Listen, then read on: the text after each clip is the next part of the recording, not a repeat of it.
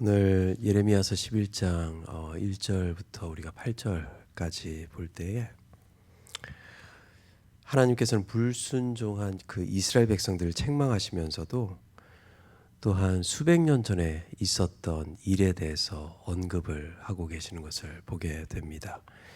4절과 7절 말씀하고 계시는데, 내가 너희 조상들을 쇠풀무 애굽 땅에서 이끌어내던 날에라고 말씀하시고, 또 7절 말씀에서도 내가 너희 조상들을 애굽 땅에서 인도하여 낸 날부터 오늘까지라고 이렇게 말씀을 하고 계세요.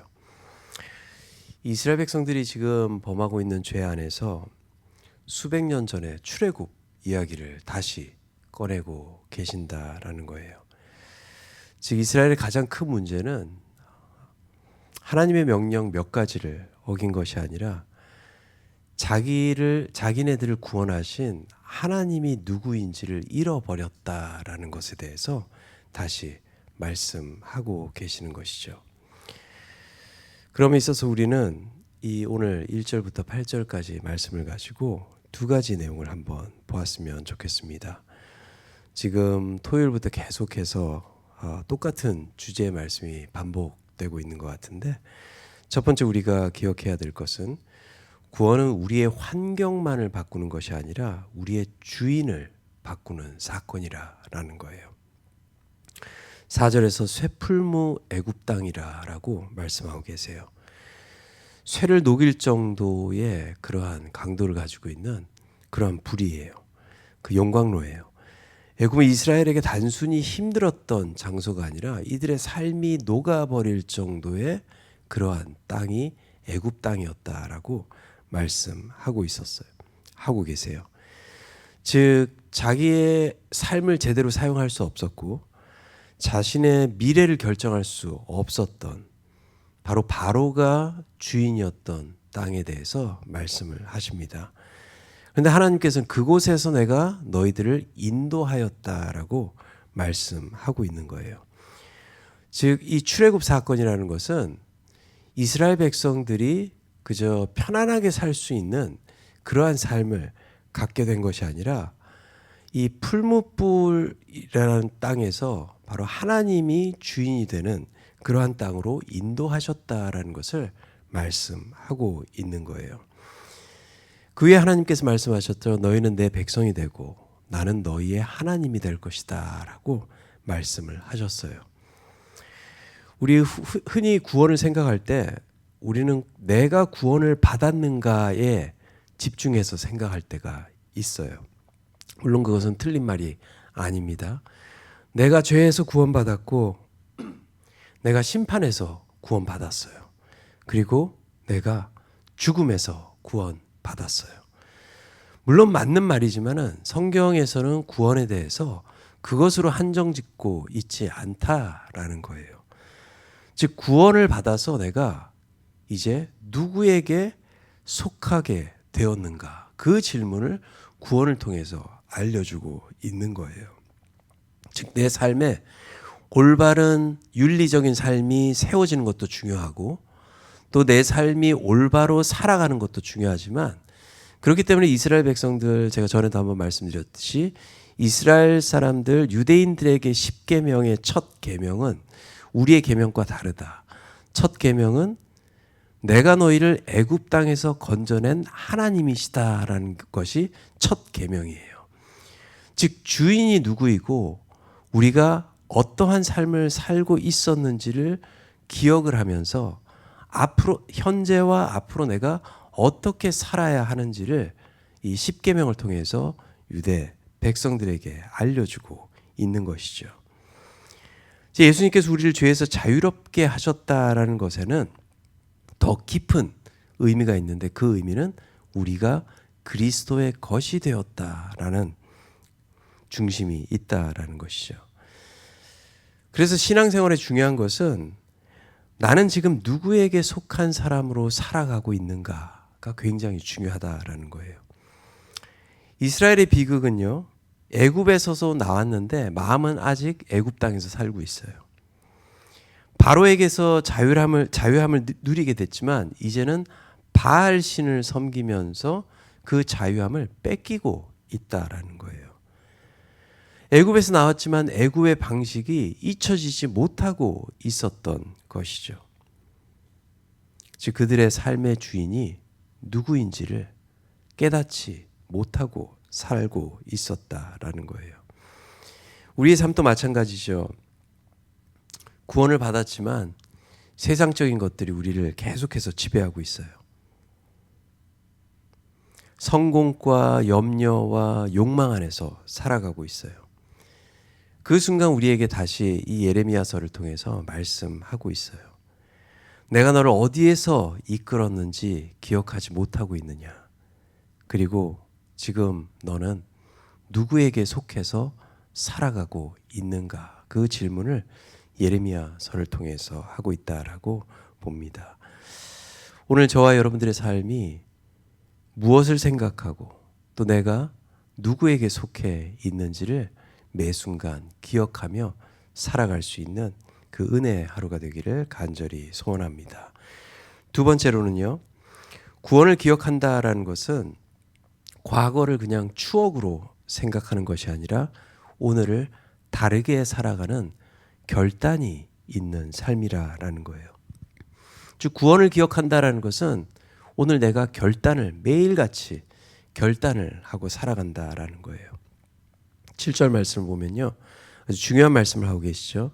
내가 너희 조상들을 애굽 땅에서 인도하여 낸 날부터 오늘까지 간절히 경계하였다라고 말씀하세요. 오늘까지. 출애굽은 과거의 사건이었어요. 수백 년 전에 있었던 사건이었어요. 그러나 하나님께서는 이 출애굽 사건을 통해서 오늘까지 그날까지 인도하고 계시고 하나님의 언약 속에서 그 언약을 행하려고 하셨다라고 말씀을 하고 있는 거예요. 즉 이 출애굽 사건을 예전의 기억 속에만 남겨둔 것이 아니라 과거에 경험했던 이 구원이 오늘의 순종으로 하나님께서도 오늘 일하고 계시기 때문에 우리 또한 오늘의 순종으로 드러나야 했다라는 그 말씀을 하고 계시는 거예요. 이스라엘 백성들이 출애굽 사건을 잊어버렸을까요? 아니요. 기억하고 있었어요. 유월절을 지켰고요.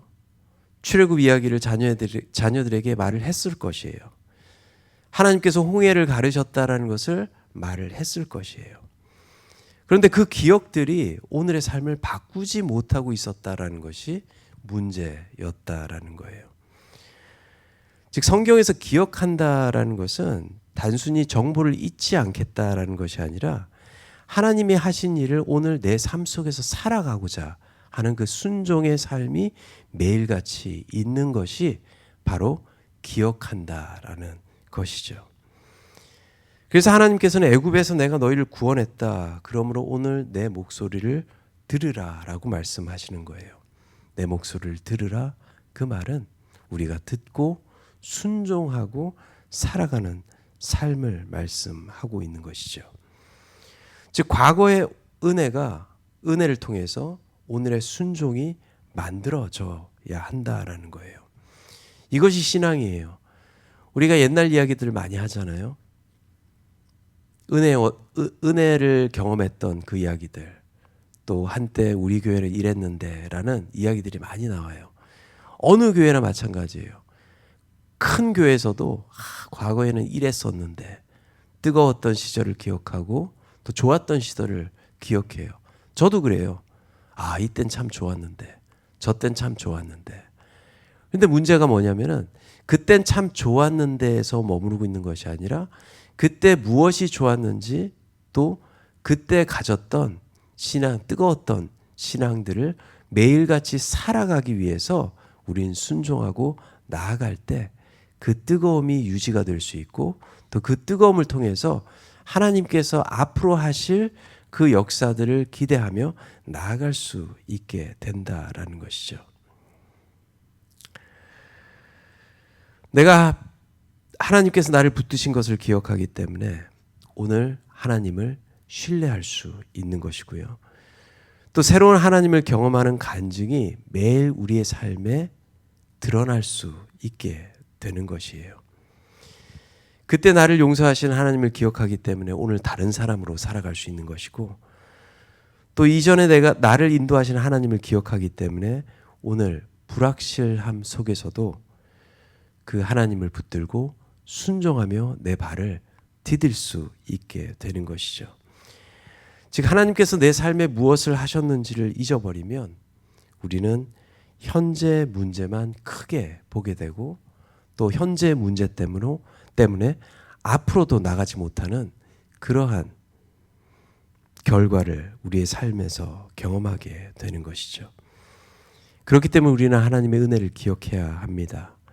그 은혜를 기억할 때 현재 모습, 내 모습이 보이게 되고, 또 그 은혜를 기억함을 통해서 앞으로 인도해 주실 하나님의 그 은혜를 기억하며 나아갈 수 있다라는 것이죠. 말씀을 정리합니다. 하나님께서 예레미야 시대에 이스라엘에게 계속 애굽을 말씀하신 이유는 단순히 옛날 것을 기억하고 맞춰라 라는 것이 아니었어요. 내가 너를 누구에게서 건져낸 것들을 기억하라. 그리고 이제 너희의 삶이 누구에게 속한지를 알고 그 삶을 살아가라 라고 말씀을 하고 계시는 것이죠. 오늘도 우리에게 이러한 질문을 던지면서 살았으면 좋겠어요. 나는 무엇으로부터 구원을 받았는가? 그리고 그 구원은, 내가 가지고 있는 구원은 나로 하여금 누구에게 속한 삶을 살아가고자 이 구원을 나에게 허락하셨는가라는 것을 기억하면서 그 은혜를 기억함을 통해서 오늘의 삶이 바뀌고, 또 그 삶이 바뀜을 통해서 내일의 삶 또한 바뀌어질 수 있는 그러한 은혜를 경험할 수 있는 저와 여러분들 되기를 간절히 축원합니다. 함께 기도하도록 하겠습니다. 사랑과 은혜 하나님 감사드립니다. 그렇습니다. 구원은 단지 우리의 과거를 바꾸는 사건이 아니라 우리의 소속을 바꾸고 또 우리의 삶의 방향을 바꾸는 사건이라는 것을 다시 한번 기억하기를 원합니다. 하나님께서 나를 이끌어내셨고 또 하나님께서 오늘까지 우리를 인도해 주셨음을 기억하면서 그 은혜를 기억하기 때문에 오늘 또 하나님께 속한 사람으로 살아가게 하시고, 또 그 은혜를 기억하기 때문에 우리의 삶이 하나님의 은혜가 인도하는 그 방향을 바라보며 순종하며 나아갈 수 있는 귀한 하루가 될 수 있도록 역사하시고 인도하여 주시옵소서. 감사드리옵고 우리를 구원하시고 또 우리의 삶에 새로운 생명을 주신 예수 그리스도의 이름으로 간절히 기도 올려 드립니다. 아멘.